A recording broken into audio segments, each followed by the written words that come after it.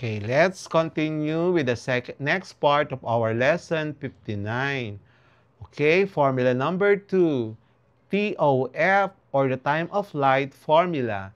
D is equals to V times T over 2, where D is the speed, is the distance to object in meters. B is the speed of wave, light or sound, in meters per second. T is the travel time in seconds. Y divided by 2. The signal travels to the object and back. And then use in navigation, sonar for submarines, and radar for aircraft. Number 3 formula, Snell's law, refraction. N1 sine theta 1 is equals to N2 sine theta 2. N1 and N2, these are refractive indices of medium 1 and medium 2. Theta 1 is the angle of incidence, and theta 2 is the angle of refraction. Use in navigation. Predict how light bends when entering water in underwater imaging. Number 4, critical angle for total internal reflection. So theta c is equals to arc sine of N2 over N1. And that is the critical angle. And then N1 is the refractive index, in this index of medium with higher refractive index. And then N2 is the refractive index of medium with lower refractive index. Used in navigation, understanding light, behavior in fiber optics, in ships and aircraft communication. Number 5, speed of sound in a medium. So B is equals to square root of B over rho, where B is the bulk modulus of medium in Pascal. Rho is the density of the medium in kilogram per cubic meter, and used in navigation determines sound travel speed in air or water for accurate sonar readings. Number 6, Doppler effect for moving source or observer. F prime is equals to F times B plus or minus BO over B minus or plus BS. F prime is the observed frequency. F is the actual frequency emitted. B is the wave speed in medium.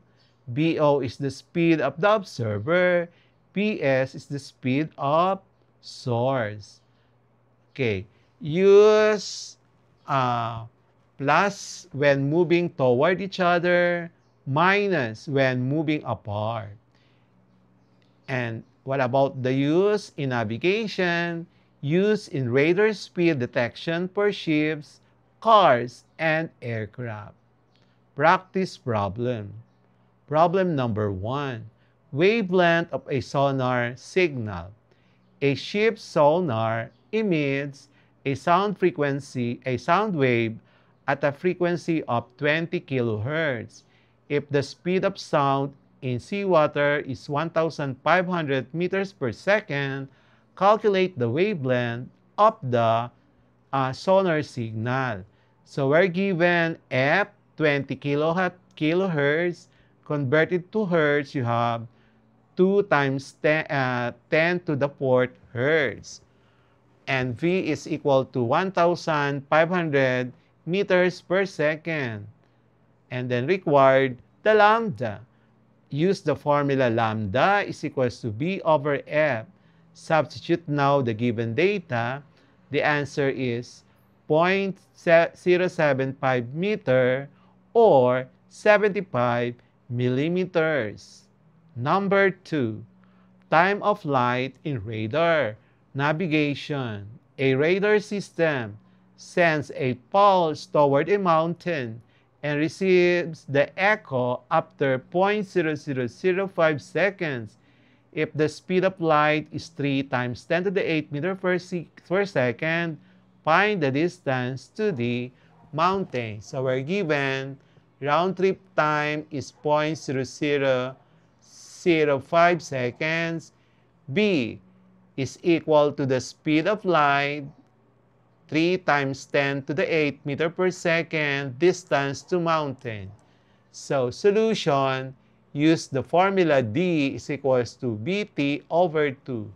Substitute now the given data, and the final answer is 75,000 meters or 75 kilometers. Light refraction in underwater exploration.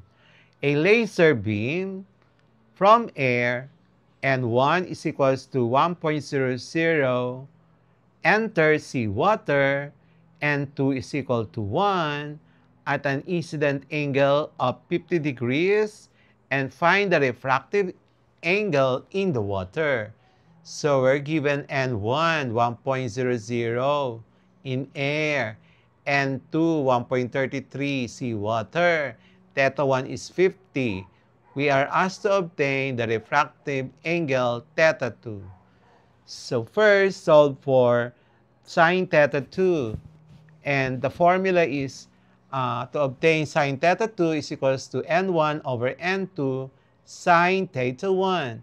Substitute the given data, it is 0.5760. And to obtain theta 2, take the arc sine of that value, and the final answer is 35.2 degrees. Number 4, critical angle for fiber optic cable. A fiber optic cable has a co-refractive index of N1 is equals to 1.50 and cladding refractive index of N2 1.4.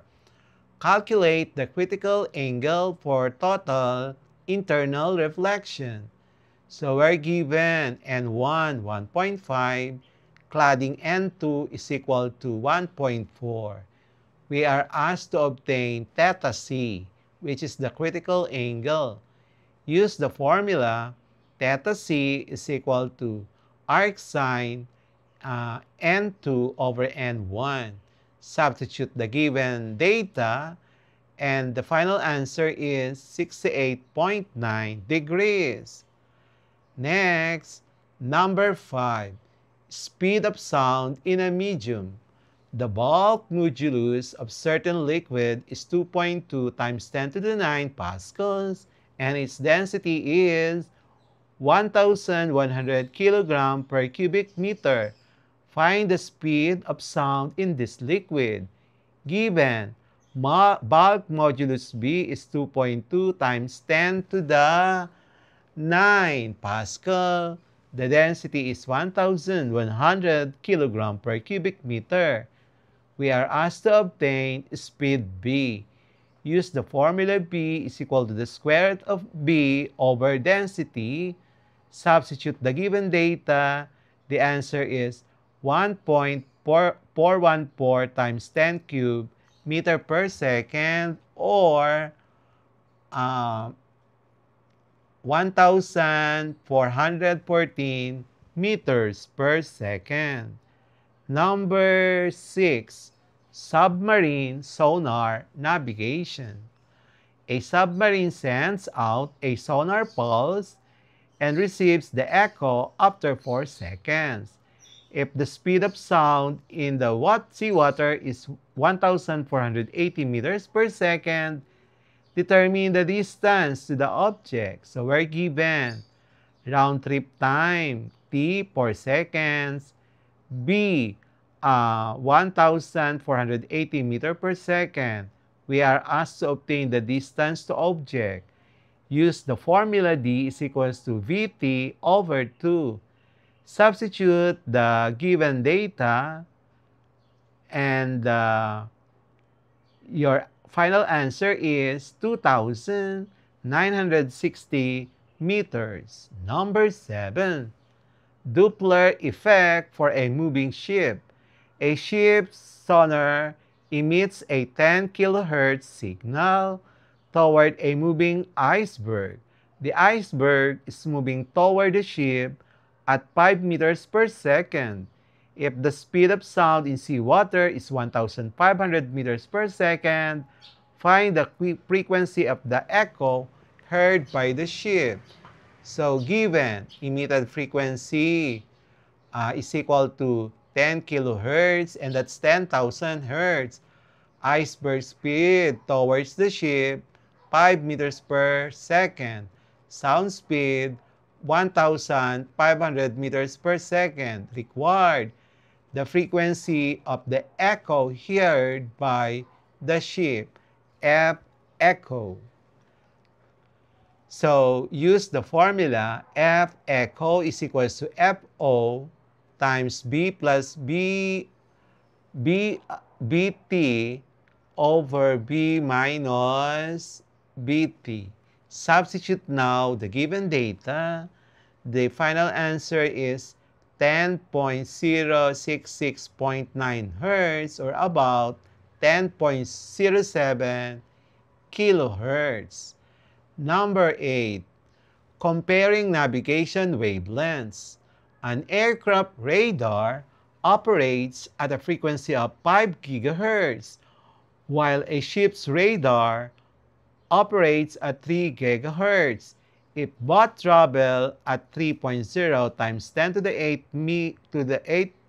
meter per second, calculate the wavelengths for each. So we're given C, 3 times 10 to the 8 meter per second, the aircraft frequency, 5 gigahertz, that's 5 times 10 to the 9 hertz. And then the ship frequency, that's 3 gigahertz, 3 times 10 to the 9 hertz. So required the frequency of the aircraft and the frequency of the ship. Using the formula lambda is equal to C over F, the lambda of the aircraft after substituting the given data is equal to 0.06 meter. And the frequency of the ship after substituting the given data, the calculated value is 0.10 meters. So those are the final answers for practice problem number 8. Number 9. Light travel time in a periscope.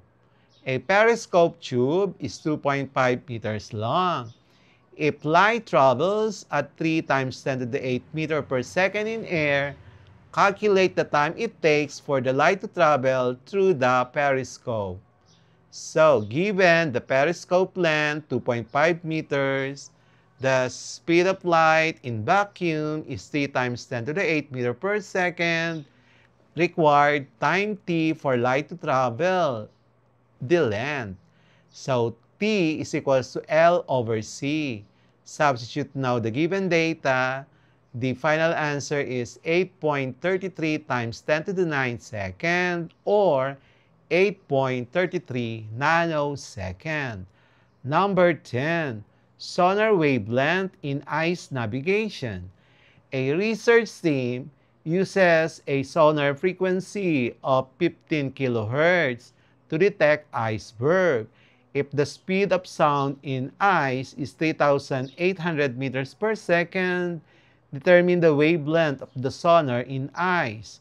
So we're given F is equals to 15 kilohertz.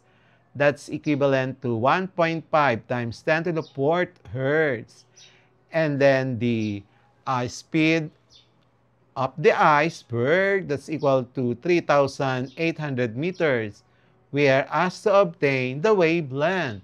So use the formula wavelength is equals to V over F. Substitute the given data.